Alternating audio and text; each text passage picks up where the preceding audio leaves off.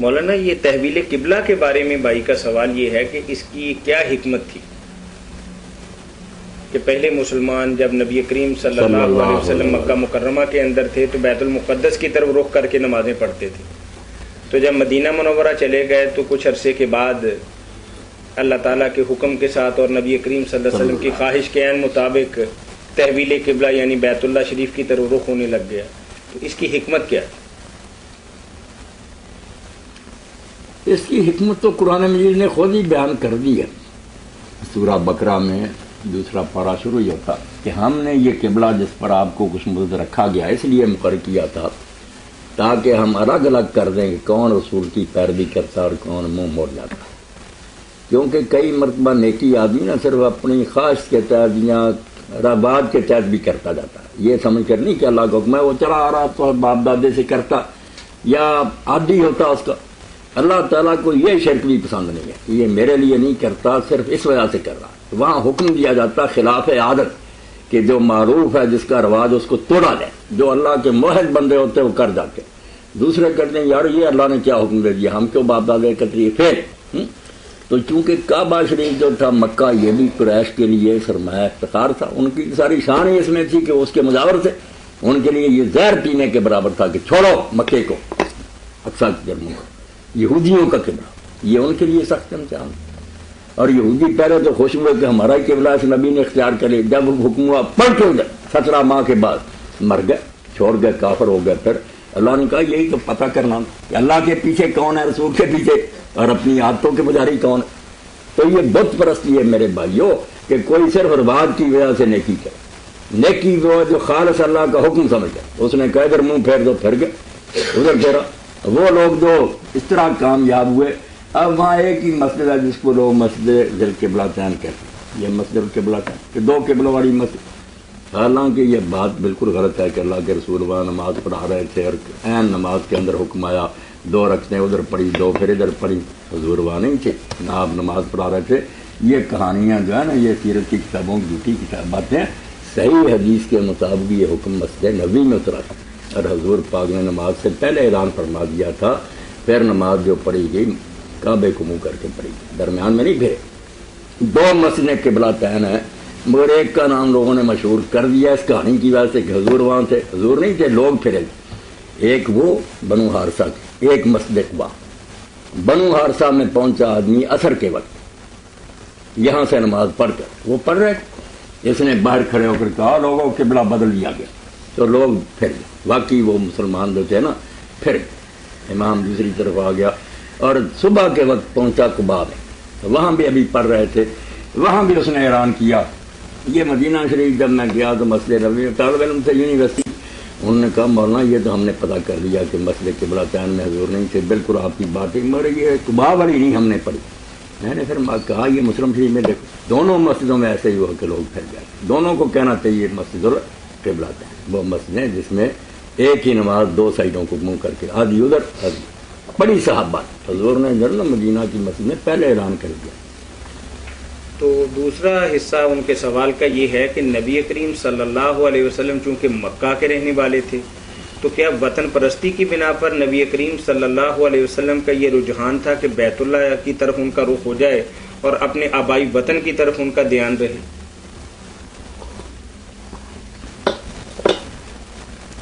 یہاں بھی کچھ باتیں سمجھنے کی ہیں گہری، بہت مشکل ہے، علماء کو بھی نہیں پتا اور ان کے بغیر حل نہیں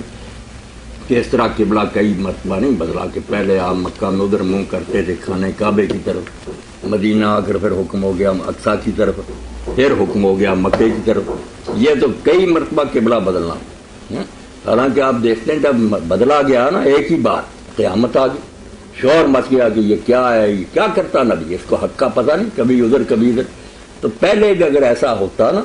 کہ مکے اور طرف منہ تھا مدینے آ کر بدل کر ادھر کیا جاتا، تو اس وقت بھی جو 17 ماہ پہلے یہ بدلا گیا اس وقت بھی تو آئی بات تھی کہ آپ مکہ میں ادھر نماز پڑھتے ہیں، یہ کیا شروع، یہ بات سوچیں اور ماں کو کہیں تحقیق کریں ورنہ کام خراب ہے کہ کس طرح لوگ چپ کر رہے ہیں۔ اس وقت کوئی نہیں بولا، جب مسجد اقصی سے منہ دوبارہ مکے کی پھر بولے نہیں، قبلے نہیں اس طرح بدلے بار بار، پہلے کوئی قبلہ نہیں تھا نہ مکہ میں نہ مدینہ میں، سمجھ لیں کہ کھلی چھٹی تھی جیسے حضرت ابو ذر غفاری سے لوگوں نے پوچھا کہ آپ اسلام لانے سے پہلے کہتے ہیں میں نے پہلے ہی نماز شروع کر، کدھر منہ کرتے؟ انہوں نے کہا جدھر اللہ کرا دیتا، کوئی منہ نہیں تھا، جدھر منہ ہو گیا ہو گیا، اللہ نے کوئی سائی نہیں مقرر کی۔ اب لوگ جان چھڑانے کے لیے کہتے ہیں مکہ میں آپ نا اس طرح کھڑے ہوتے تھے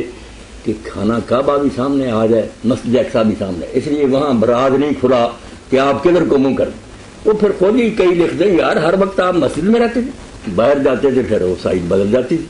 یہ نہیں بات بن سی، کچھ نہیں، باتیں نہ بنایا کریں، لوگ حقیقت کو سمجھا کریں کہ وہاں اس وقت کوئی متعین جہت نہیں تھی، جدھر رخ ہو گیا ہو گیا، مکے کی طرف ہو گیا یا دوسری طرف۔ یہاں آ کر مدینے میں حکم ہوا،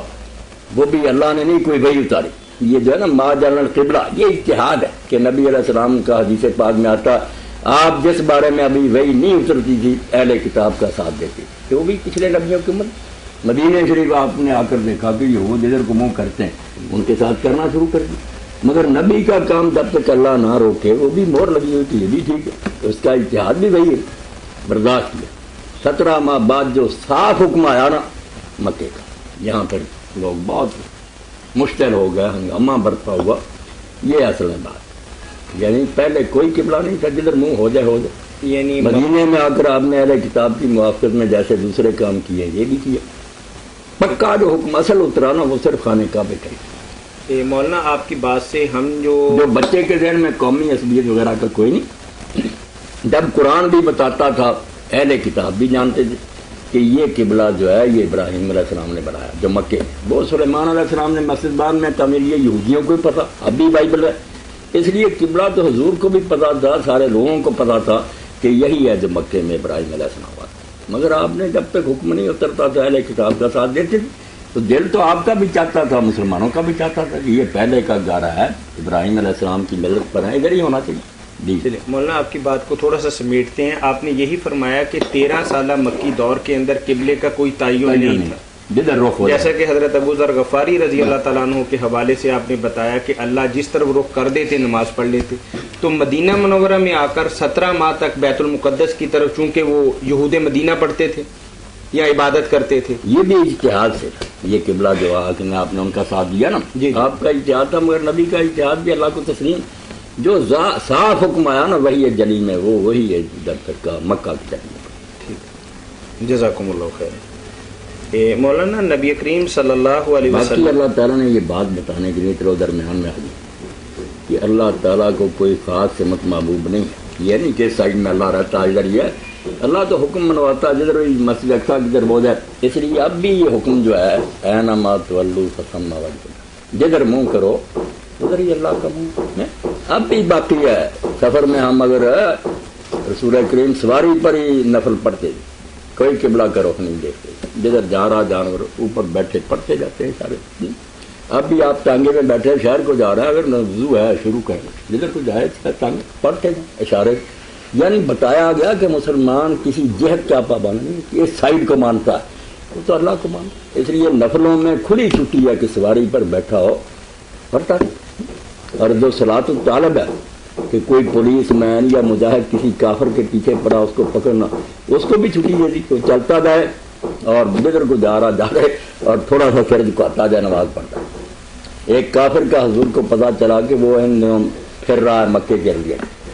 مجھے نقصان پہنچانا چاہتا، تو آپ نے کہا کون اس کو قتل کرتا؟ تو حضرت عبداللہ ابن انیس رضی اللہ عنہ نے کہا یا رسول اللہ میں کروں، تو فرمایا پھر